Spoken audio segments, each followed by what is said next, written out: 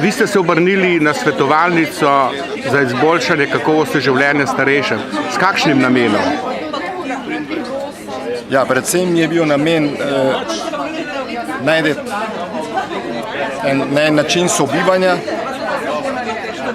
Bili so ponujeni neke variante in sem se odločil, da se obrnem prvič zaradi tega, da si dobim morda partnerico, oziroma življenje dvoje je tudi cenejše kot pa za posameznika.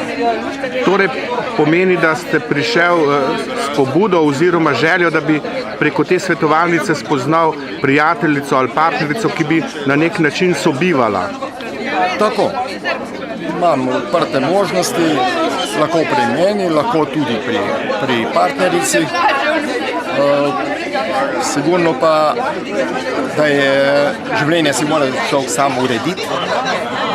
In to na način, če si najdeš tako partnerico, da sta oba dva zadovoljna, je to en zelo prijeten in učinkovit način za nas starejše, da si nekaj polepšamo življenje. In kako ste daleč? Ja, prijavil sem se nekje decembra, da smo imeli nekaj srečanj. Zaenkrat je še vse odprto. Vse spoznavamo. To pomeni, da je taka svetovalnica za starejše potrebna in dobrodošla?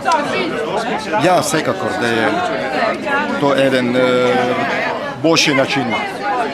Nisem tu zainteresiran za kakšne oglase ali nekaj takšnega. Ta svetovalnica pa sigurno ima tak prijeten način, ki je meni zelo blizu.